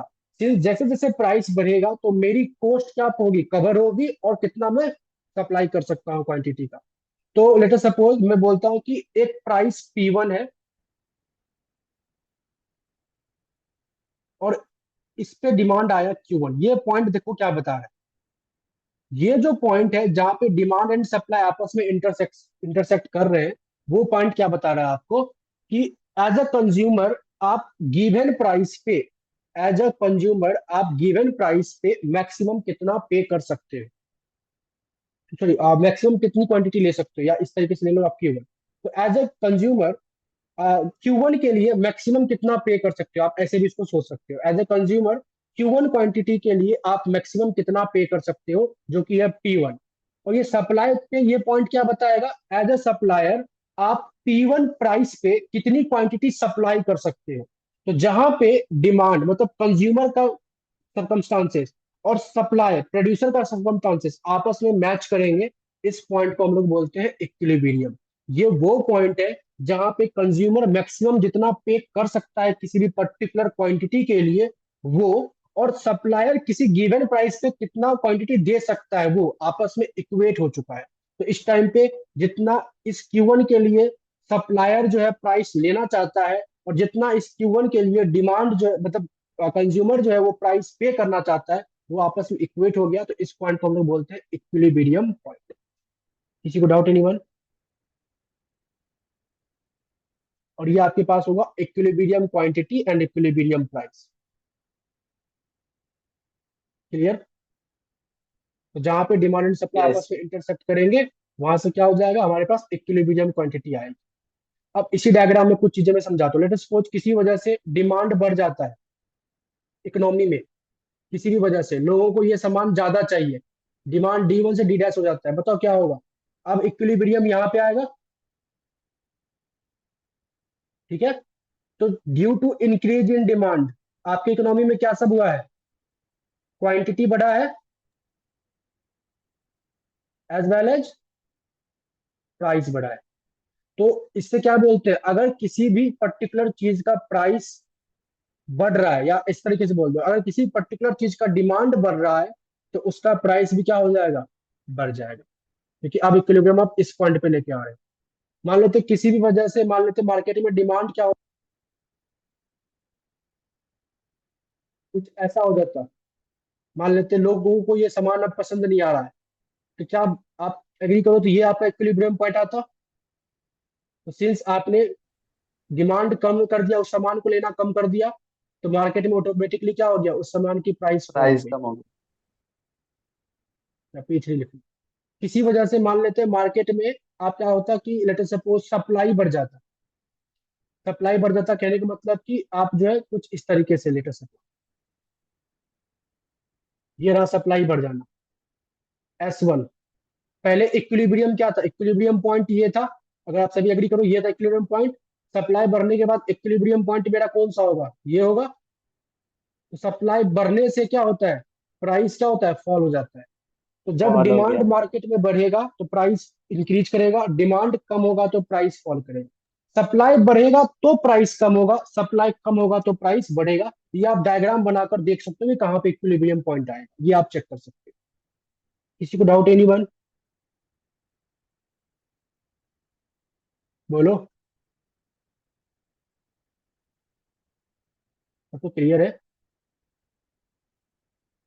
यस मैंने सर। बोला ये रहा quantity demand and quantity supply. ये रहा आपके पास गिवन प्राइस उस कमोडिटी का। ये आपने बनाया डिमांड, और ये आपने बनाया सप्लाई। ये रहा इक्विलिब्रियम पॉइंट। आप क्या कर रहे थे इस टाइम पे, इतना मार्केट में इक्विलिब्रियम क्वांटिटी था और इतना मार्केट में इक्विलिब्रियम प्राइस था। ओके, मान लो मार्केट में किसी वजह से प्राइस बढ़ जाता है, P1 से P2 हो जाता है, ठीक है। तो जो प्राइस बढ़ जाएगा तो जो कंज्यूमर है वो अपने डिमांड को कम कर देगा, इतना लेना चाहेगा। एट P2 पे कंज्यूमर क्वांटिटी अपना कम कर देगा, देख लो। और एट P2 पे सप्लायर अपने क्वांटिटी को बढ़ा देगा। इस डिफरेंस को कहते हैं हम लोग excess supply.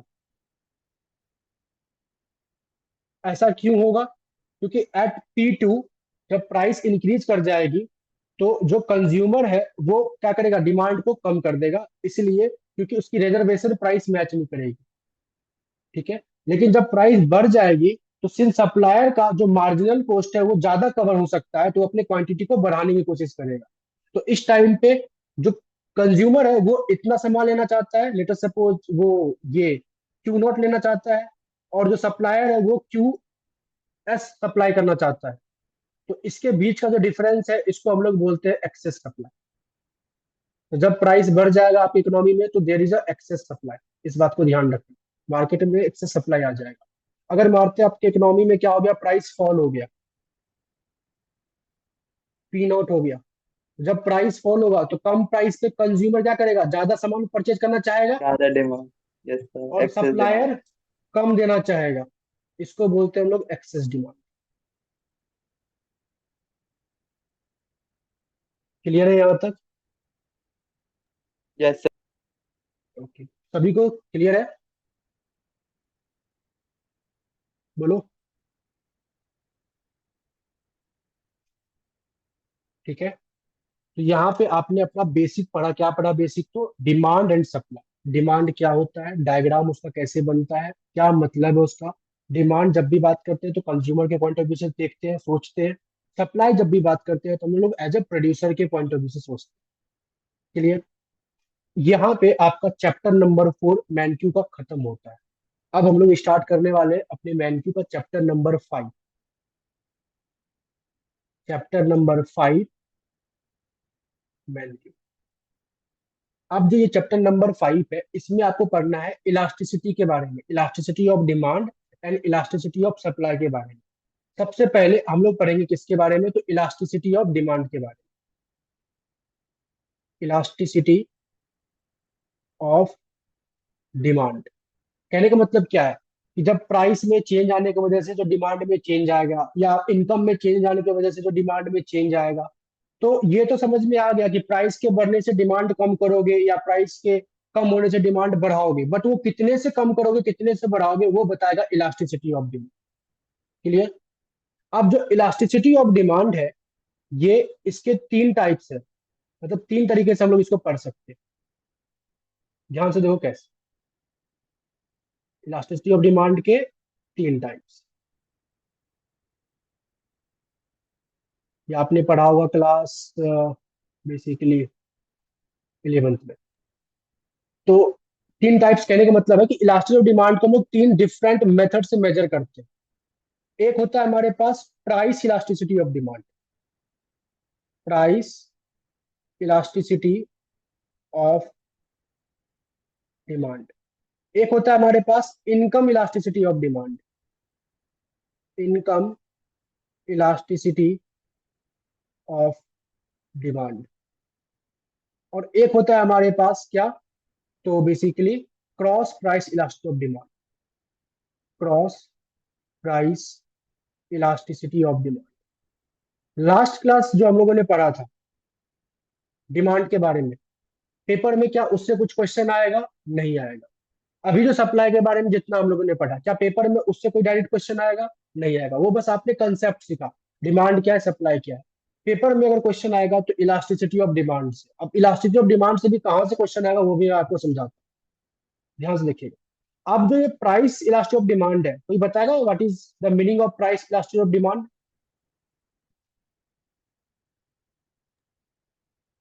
Due to price हमारा जो डिमांड कितना चेंज हो रहा है, ये प्राइस इलास्टिसिटी में आता होगा। ठीक है। Basically price elasticity of demand का बेसिक मतलब होता है responsiveness change in quantity demand due to change in price. अगर इसका मतलब मैं आपको लिखवाऊं तो लिख सकते हो आप, responsiveness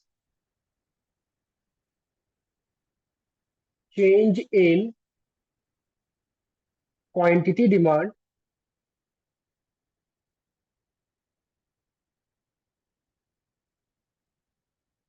due to change in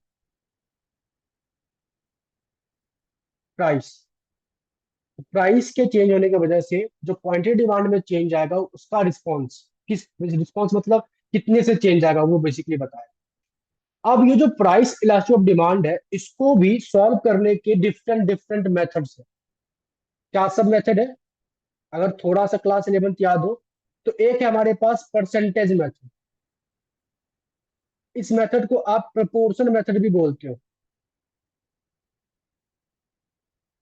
proportion method. इसको डेल्टा मेथड भी बोला जाता है। दूसरा आपने सीखा होगा total expenditure method, total expenditure method, ठीक है, जिसको आप आउटले मेथड भी बोल सकते हो। तीसरा जो है आपने सीखा होगा पॉइंट मेथड, पॉइंट मेथड, और you can say geometric method, geometric method. ये तीन मेथड आपने क्लास 11th में पढ़कर आ पाए। अब फोर्थ एक एक्स्ट्रा मेथड है, that is mid point method, mid point method. Paper में आपका ये जो मिड पॉइंट मेथड है, जो फोर टाइप्स है, बेसिकली चौथा जो मेजरमेंट करने का आपके पास इक्विपमेंट है ये वाला, ये सबसे इंपॉर्टेंट है। यहां से पक्का पेपर में 4 से 5 नंबर का क्वेश्चन आएगा। एक क्वेश्चन दे देगा, बोलेगा मिड पॉइंट मेथड से इलास्टिसिटी ऑफ डिमांड को सॉल्व करो, या इलास्टिसिटी ऑफ डिमांड बोल देगा या तो सप्लाई बोल देगा। क्लियर है? लेकिन मैं क्या करूंगा, रिकॉल करवा देता हूँ आपको बारी बारी से सबको कि आपने क्या पढ़ा। तो आज की क्लास में सबसे पहले हम रिकॉल करते हैं थोड़ा सा परसेंटेज मेथड के ऊपर। परसेंटेज मेथड, परसेंटेज मेथड से जो हम लोग price elasticity of demand find out करते थे, अगर आपको याद हो तो क्या लिखते थे? Percentage change in quantity demanded due to percentage change in price. एक चीज और मैं बताता हूँ, जो आपका प्राइस इलास्टिसिटी ऑफ डिमांड है, इसको हम लोग रिप्रेजेंट करते हैं कुछ इस तरीके से, ईपी और पावर पे डी। पी सबस्क्रिप्ट में होगा, डी पावर पे होगा, ईपीडी। जो आपका इनकम इलास्टिसिटी ऑफ डिमांड है, इसको हम लोग रिप्रेजेंट करते हैं इस तरीके से, ई एम डी, और कई कई बुक में ई आई भी दिख जाएगा एन की जगह पे। जो आपका cross price elasticity of demand होता है, इसको हम लोग रिप्रेजेंट करते हैं E X Y D, where X Y basically दो डिफरेंट गुड्स को बता रहा है। ओके, लेकिन हम लोग पर क्या रहे हैं, प्राइस इलास्टिसिटी ऑफ डिमांड। तो परसेंटेज मेथड से ये फॉर्मूला होता है जिसको हम लोग ऐसे रिप्रेजेंट करते हैं, price elasticity of demand is equal to percentage change in quantity demand due to percentage change in prices. तो फॉर्मूला ऐसा होता है, change in quantity demanded due to change in price into में इनिशियल प्राइस अपॉन में quantity.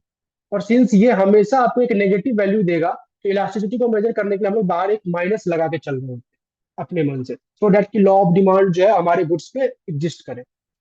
एक example देखें percentage method का, तो कहता है let us suppose good one है जिसकी प्राइस, जब प्राइस P1 प्राइस 10 था, तो आप क्या करते थे, इस गुड की जो क्वांटिटी था वो आप करते थे लेट अस सपोज 1000। जब प्राइस 10 से 5 हुआ, तो इस टाइम पे आप इस गुड की जो क्वांटिटी है इसको आपने क्या कर दिया, 500 कर दिया, सॉरी 5 नहीं 1500। कुछ इस तरीके से, क्योंकि जब प्राइस फॉल करेगा तो क्वांटिटी क्या होगा, बढ़ेगा, लॉ ऑफ डिमांड एग्जिस्ट करना चाहिए। तो बोला एक पॉइंट ए ये था, एक पॉइंट बी ये था। तो ए पॉइंट बता रहा है कि जब आपके पास प्राइस 10 था तो आप क्या कितना क्वांटिटी करते थे, और एक पॉइंट आपको बता रहा है कि जब आपका प्राइस 5 था तो आप क्वांटिटी करते थे 1500 यूनिट का। अब आपको इससे बोला प्राइस इलास्टिसिटी ऑफ डिमांड क्या करो, फाइंड आउट करो। कैसे करोगे, चेंज इन क्यू अपॉन में चेंज इन पी इनटू में इनिशियल प्राइस अपॉन में क्वांटिटी। बाहर एक माइनस लेके हम लोग चलते हैं, माइनस लेके चलो या एब्सोल्यूट टर्म में लेके चलो। बताओ क्वांटिटी में चेंज कितना आया है, 1000 से 1500, तो मैं बोल सर सकता हूँ चेंज इन 500। क्वांटिटी 500 का आया है।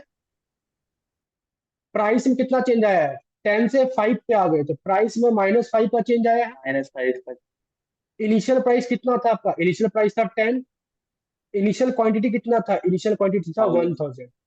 इसको जब आप सॉल्व करोगे तो बेसिकली आपके पास आ जाएगा 1, तो प्राइस इलास्टिसिटी ऑफ डिमांड आपके पास आ गया। तो इस तरीके से आप परसेंटेज मेथड से प्राइस इलास्टिसिटी ऑफ डिमांड को क्या करते हो, सॉल्व करते हो, फाइंड आउट करते हो। सबको क्लियर है, यस सर।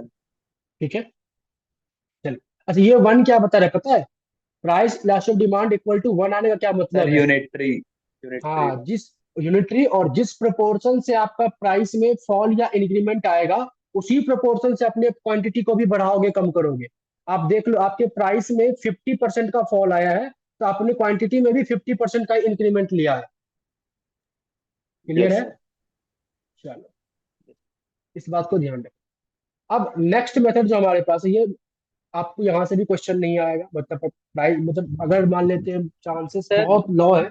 यस, सर उसमें जो शेप होगा वो रेक्टेंगुलर हाइपरबोला होगा क्या, ये जो वन नहीं है। होगा, नहीं होगा, वो चीज मैं आपको समझाता हूँ क्यों नहीं होगा। जब भी प्राइस इलास्टिसिटी ऑफ डिमांड 1 होता है तो जरूरी नहीं है आपका जो डिमांड कर्व होगा वो रेक्टेंगुलर हाइपरबोला बनेगा। लेकिन अगर डिमांड कर्व आपका रेक्टेंगुलर हाइपरबोला है तो प्राइस इलास्टिसिटी ऑफ डिमांड जो होगा उसका 1 ही होगा। तो if demand curve is rectangular hyperbola then price elasticity of demand is equal to 1। This is a necessary condition, but vice versa is not true. Clear, चलिए अब हम लोग देखते हैं total expenditure method. Total expenditure method यहाँ कैसे solve करें। Total expenditure method कभी भी हमें क्या करता है, एक क्वांटिटेटिव नंबर नहीं देता, ये एक तरीके से क्वालिटेटिव टेक्निक है।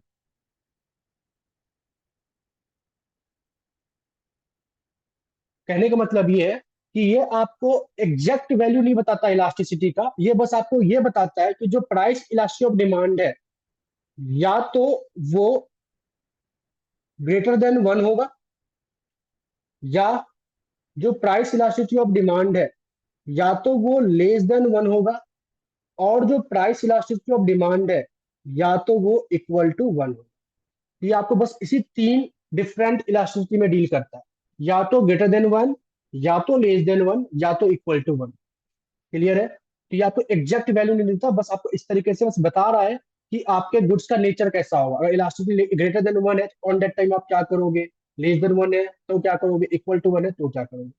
कहता है जो प्राइस इलास्टिसिटी ऑफ डिमांड है वो ग्रेटर देन 1 होगा, वो कब होगा, ये तब होगा when there is inverse relationship between inverse relationship between price and total expenditure। जब प्राइस और टोटल एक्सपेंडिचर के बीच में इनवर्स रिलेशनशिप हो तो ऑन दैट टाइम आपका प्राइस इलास्टिसिटी ऑफ डिमांड जो है वो ग्रेटर देन 1 होगा। इनवर्स रिलेशनशिप का क्या मतलब है कि अगर प्राइस बढ़ता है तो total expenditure on that good come हो जाएगा, और अगर प्राइस कम होता है तो total expenditure on that good increase हो जाएगा। आइए अब सेकेंड पार्ट, ये क्या कहता है, कहता है जब आपका price elasticity of demand less than 1 हो टोटल एक्सपेंडिचर के केस में, तो ये तब होगा when there is direct relationship between price and total expenditure। कहने का मतलब जब प्राइस बढ़ेगा तो आप उस गुड्स के क्रॉसपॉन्ड में टोटल एक्सपेंडिचर भी बढ़ा दोगे, जब प्राइस फॉल करेगा तो टोटल एक्सपेंडिचर को फॉल कर दोगे। ध्यान रखो आप टोटल एक्सपेंडिचर को बढ़ा रहे हो और कम कर रहे हो, गुड्स की क्वांटिटी को नहीं। तो लॉ ऑफ डिमांड से मैच मत करना, प्राइस और टोटल एक्सपेंडिचर का रिलेशनशिप बता रहा है, प्राइस और क्वांटिटी का नहीं। प्राइस और क्वांटिटी में तो इनवर्स रिलेशनशिप भी एग्जिस्ट करेगा, मतलब ये नॉर्मल गुड्स की कैसी चलेंगे यहाँ पे भी। और जब इक्वल टू वन हो तो इस टाइम पे बोलते हैं हम लोग total expenditure will remain same due to change in price. मतलब प्राइस में इंक्रीमेंट आ जाए या प्राइस फॉल कर जाए, आप टीई को कांस्टेंट रखोगे, जितना पहले एक्सपेंडिचर करते थे उतना ही करोगे। एग्जांपल समझते देखो क्या। लेट अस सपोज एक गुड है जिसकी प्राइस जब 10 था, तो आप क्या करते थे, उसके क्वांटिटी को आप 100 यूनिट परचेज करते थे। बता टोटल एक्सपेंडिचर कितना कर रहे हो इसके ऊपर? 1000। क्लियर है? सेम सिनेरियो यहाँ रखते हैं, और सेम सिनेरियो यहाँ पे भी रखते हैं तीसरे पे, कि when price is equal to 10, quantity आप 100 लेते थे, टोटल एक्सपेंडिचर क्या होता है? 100। अब आगे देखो, ध्यान से देखो, जो बोला प्राइस आपका 10 है, बोलता है प्राइस लेटर सपोज 10 से जो है ना फॉल होके ऐसा करते हैं, फॉल नहीं, प्राइस 10 से 20 हो गया, इंक्रीज हो गया। अगर price elastic of demand greater than 1 है, तो बताओ प्राइस और टोटल एक्सपेंडिचर में कैसा रिलेशनशिप होना चाहिए? इनवर्स। तो प्राइस बढ़ रहा है तो टी क्या होना चाहिए मेरा? फॉल या इंक्रीज? बोलो, क्लास में हो या नहीं? Decrease.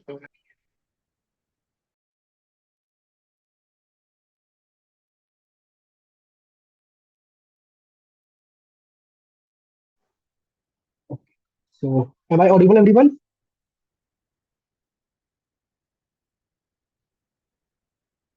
M I audible? Yes sir. अच्छा। बिल्कुल डिक्रीज।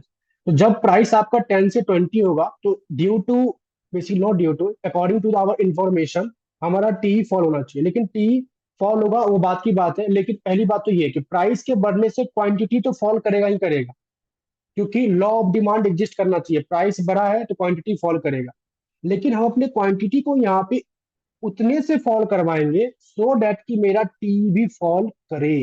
तो लेटर सपोज मैंने क्वांटिटी ले लिया 40, तो टोटल एक्सपेंडिचर कितना हो जाएगा? 800। एट। समझ में आया? तो यहाँ पे आपका क्या हुआ है, प्राइस आपका फॉल किया है, टोटल एक्सपेंडिचर भी आपका फॉल किया है। और सिंस प्राइस, सॉरी प्राइस आपका फॉल नहीं किया, इंक्रीज किया, प्राइस आपका इंक्रीज किया है, टोटल एक्सपेंडिचर फॉल किया है। और प्राइस के बढ़ने से क्वांटिटी फॉल करेगी, ये तो पक्का है, ये तो लॉ ऑफ डिमांड कहता है। ध्यान से देखो, इस केस में फिर से मैं बोल रहा हूँ, जो प्राइस आपका 20 हो गया, तो यहाँ पे भी लॉ ऑफ डिमांड के अकॉर्डिंग प्राइस के बढ़ने से डिमांड तो कम करेंगे ही करेंगे, लेकिन डिमांड को हम उतना ज्यादा कम ना करके ऐसे कम करेंगे सो दैट कि मेरा टोटल एक्सपेंडिचर इस गुड्स के लिए क्या हो, इंक्रीज हो जाए। तो मैंने बोल दिया कि मैं क्या कर दूंगा, पहले 100 देता था ना, अब प्राइस बढ़ने से मैं 70 लूंगा। तो प्राइस बढ़ने से मैं 70 लूंगा, तो बताओ टी कितना होगा? 1400। सर 1400। ठीक है, तो यहाँ पे क्या हो गया, प्राइस भी बढ़ा, टोटल एक्सपेंडिचर भी बढ़ा। थोड़ा और आगे यस देखो, सर। यहाँ पे क्या हुआ, अगेन बोला गया प्राइस आपका 10 से 20 हो गया। लॉ ऑफ डिमांड कहता है कि प्राइस बढ़ा है तो क्वांटिटी कम होगा। सिंस इलास्टिसिटी इक्वल टू 1 है, तो ये कहेगा क्या, क्वांटिटी आप कम करो लेकिन उतना ही करो जिससे कि टी रिमेन सेम। तो क्वांटिटी आप 50 सेम। कर दोगे, तो आपका टी रिमेन क्या हो गया, सेम हो गया। यहाँ पे आपका प्राइस बढ़ा बट टी रिमेन सेम है। ध्यान से देखो, जब आपका प्राइस इंक्रीज किया, आपने क्या किया, क्वांटिटी को बहुत तेजी से गिरा दिया। इस टाइप के गुड्स को हम लोग बोलते हैं, गुड्स के क्रॉस पॉइंट में बोलते हैं कि इस गुड की जो इलास्टिसिटी है वो मोर इलास्टिक है। ये गुड क्या है, मोर इलास्टिक। मतलब ये कब होता है, जब लेटर सपोज हमारे पास कोई सब्सटीट्यूट गुड्स अवेलेबल हो। सब्सटीट्यूट गुड्स, सब्सटीट्यूट गुड्स के केस में हमेशा जो इलास्टिक होती है उसकी डिमांड, वो मोर इलास्टिक होती है। मोर इलास्टिक का मतलब है कि जैसे ही किसी एक गुड, लेटर सपोज टी का प्राइस में इंक्रीमेंट आएगा, तो मैं क्या करूंगा, टी को तुरंत छोड़ के सीधा कॉफी पे चला जाऊंगा, तो टी की डिमांड तेजी से बहुत ज्यादा गिर जाएगी। तो जब भी हमारे पास कोई क्लोज सब्स्टिट्यूट गुड्स अवेलेबल हो, तो उस टाइप के डिमांड को हम लोग बोलते हैं, इलास्टिक को बोलते हैं मोर इलास्टिक, जो कि मेरे को एग्जाम्पल नंबर 1 बता रहा है ये, कि आपका प्राइस इंक्रीज हुआ था, आपने क्वांटिटी को बहुत तेजी से गिरा दिया और आपका टोटल एक्सपेंडिचर उसके ऊपर कम हो चुका है। दूसरा केस देखो, दूसरा केस में प्राइस तो बढ़ा था, आपने क्वांटिटी कम किया, लेकिन उतने से कम ना करके आपने क्या किया, थोड़ा सा कम किया। इस टाइप के गुड को बोलते हैं हम लोग, थोड़ा इनइलास्टिक भी बोल सकते हो या लेस इलास्टिक बोलो, ज्यादा अच्छा रहेगा। इनइलास्टिक बेसिकली हम लोग नेसेसिटी गुड्स के लिए यूज करते हैं, यहाँ पे आप लेस इलास्टिक बोलो। लेस इलास्टिक मतलब प्राइस के बढ़ने से क्वांटिटी में हमने चेंज तो लाया, बट बहुत कम का चेंज लाया। क्लियर है? और जब आपके पास ये आएगा तो इसको बोलते हैं हम लोग यूनिटरी। यूनिटरी मतलब प्राइस में बढ़ा तो मैंने क्वांटिटी तो भी उतने से ही कम किया, सो डेट कि मेरा टी सेम रहे। सबको क्लियर? एनीवन कोई डाउट? टोटल एक्सपेंडिचर समझ में आया? Yes sir. अगर समझ में आया तो देखो, इसके क्रॉसपोर्ड में डायग्राम बनाते हैं। मैं 3 टाइप के डायग्राम बनाऊंगा। आपको डायग्राम देखकर ये समझना है कि कौन सा डायग्राम किसके लिए बन रहा है।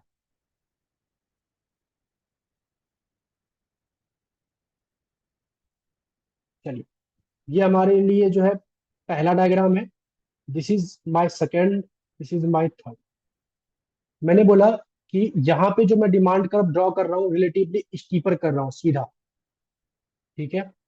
यहाँ पे मैं जो ड्रॉ कर रहा हूँ, रिलेटिवली फ्लैटर कर रहा हूँ।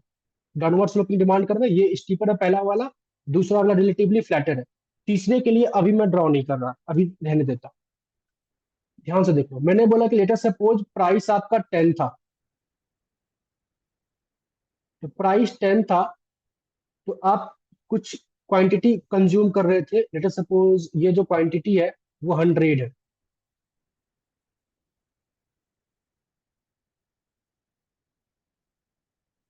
कुछ इस तरीके से प्राइस 10 से 20 हो गया, प्राइस में चेंज क्या है, दुगने का आया। आपने क्या किया, क्वांटिटी आप कम करोगे according to law of demand. आपने क्वांटिटी कम किया, बताओ क्या क्वांटिटी आपने उतने प्रोपोर्शन से कम किया है, थोड़ा कम किया है? सर थोड़ा कम किया। प्राइस में चेंज आया, क्वांटिटी में आपने चेंज किया बट थोड़ा किया। तो बताओ ये कौन सा केस हमें बता रहा है, प्राइस में चेंज आया बट क्वांटिटी में हमने जो कम किया वो कम किया बट थोड़ा किया। सर ये सेकेंड लेस केस? इलास्टिक। हाँ, second case. On that time price less demand is less than. अब इस टाइम पे आओ, जब प्राइस लेटर सपोज 10 था, तो आप यहाँ पे थे 100 यूनिट। प्राइस 10 से 20 हो गया, लेटर सपोज यहाँ क्वांटिटी आपने क्या किया, सर बहुत ज्यादा। बहुत ज्यादा फॉल कर दिया। ये कौन सा यस केस आ सर। गया, पहला वाला सर केस? मोर इलास्टिक। मोर इलास्टिक, इलास्टिसिटी जहाँ पे ग्रेटर देन 1 हो। सेकेंड में प्राइस इलास्टिक ऑफ डिमांड यहाँ पे ग्रेटर देन 1 होगा। अब आते हैं तीसरा केस। मैंने बोला कि जब प्राइस आपका 10 था, तो आप जो है ना, वो लेटर सपोज इस तरीके से लेते थे, आप लेते थे 100 यूनिट।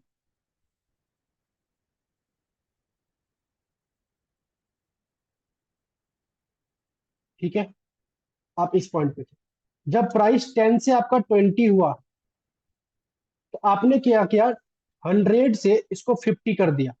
ये इसलिए किया सो डैट कि टोटल एक्सपेंडिचर आपका क्या रहे, रिमेन इक्वल से। सेम रहे। सपोज ये रहा। अगर आप सभी एग्री करो, तो अगर मैं इस वाले रेक्टेंगल का एरिया निकालूं, रेक्टेंगल का एरिया क्या होता है, लेंथ इंटू में ब्रेथ, तो 100 इंटू में 10, 1000 आ जाएगा area, 1000 square feet. Yes sir. और इस वाले रेक्टेंगल का एरिया निकालूं, 50 इंटू में 1000। 20, क्या दोनों आपस में इक्वल होंगे? Yes sir. तो अगर दोनों आपस में इक्वल होंगे, तो यहां से इन दोनों पॉइंट को मिलाकर जो डायग्राम बनेगा, वो डायग्राम होगा रेक्टेंगल हाइपरबोला। इस टाइम पे प्राइस और डिमांड क्या इक्वल टू 1। तो when price elastic of demand is less than 1, on that time जो आपका डिमांड कर बनता है वो रिलेटिवली स्टीपर बनता है।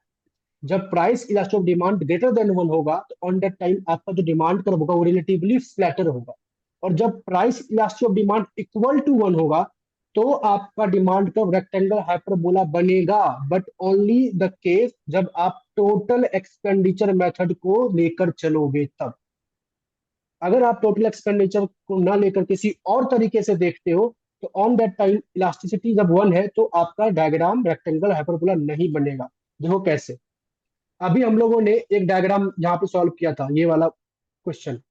इस वाले क्वेश्चन में बताओ क्या आया था हमारे पास, इलास्टिसिटी 1 आया था ना। Yes sir. अब इसका आप डायग्राम बनाकर देखो, देखते हैं रेक्टेंगल हाइपरबोला बनता है कि। ये रहा क्वांटिटी, ये रहा प्राइस। मैंने बोला जब प्राइस मेरे पास 10 था तो मैं 1000 क्वांटिटी कर रहा था कंज्यूम,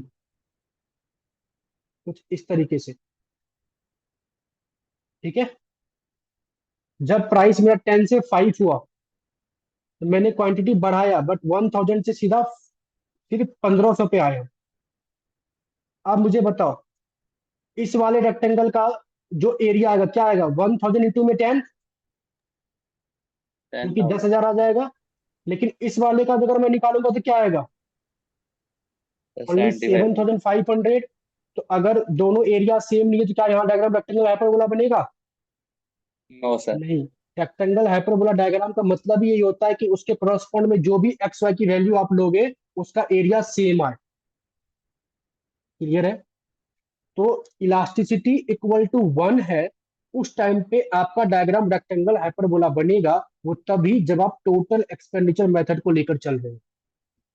तो आप ऐसा बोल सकते हो कि व्हेन, अगर आपका डिमांड कर्व का डायग्राम रेक्टेंगल हाइपरबोला है तो डेफिनेटली इलास्टिसिटी इक्वल टू 1 है। बट अगर इलास्टिसिटी इक्वल टू 1 है तो उस केस में नेसेसरी कंडीशन नहीं है कि डिमांड रेक्टेंगल हाइपरबोला ही बनेगा, तो कुछ और भी बन सकता है अगर आप किसी और मेथड को लेकर चल रहे हो। अगर टोटल एक्सपेंडिचर मेथड यूज कर रहे हो तभी वो रेक्टेंगल हाइपरबोला बनेगा। क्लियर है सभी को?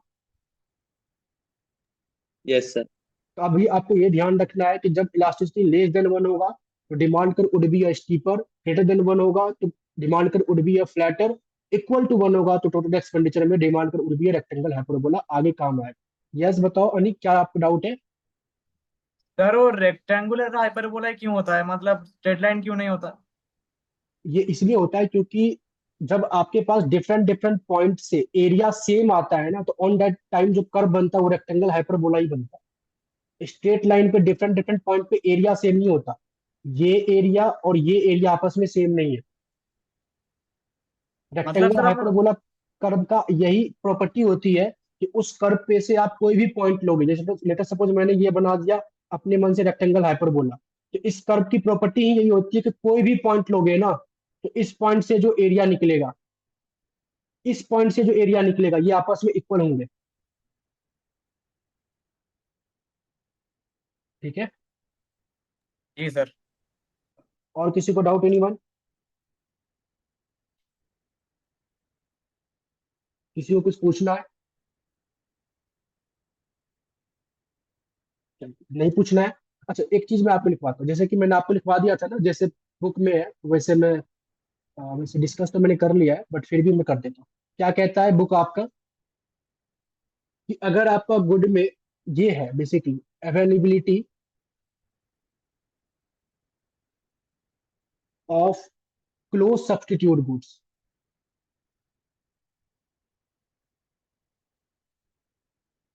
तो बताओ इस टाइम पे क्या रहेगा आपका इलास्टिक, मोर या लेस? मोर मोर। इलास्टिक रहेगा। क्यों रहेगा? क्योंकि अगर क्लोज सब्स्टिट्यूट अवेलेबल है तो किसी भी एक गुड का प्राइस बढ़ता है, सपोज टी का प्राइस बढ़ता है तो आप तुरंत कॉफी के ऊपर चले जाओगे, टी का डिमांड बहुत तेजी से गिर जाएगा। तो जब भी किसी गुड का क्लोज सब्स्टिट्यूट अवेलेबल होता है तो उस टाइम पे उस गुड्स की जो इलास्टिसिटी होती है वो मोर इलास्टिक होती है। सेकंड आपके पास बोला गया नेसेसिटीज गुड्स,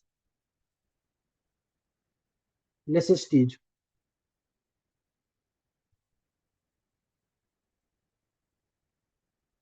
इसकी जो इलास्टिसिटी होती है वो इन इलास्टिक होती है। इन इलास्टिक का मतलब ये है कि प्राइस में अगर बहुत तेजी से बढ़ जाएगा तो आप उसके डिमांड को बहुत तेजी से कम नहीं कर सकते।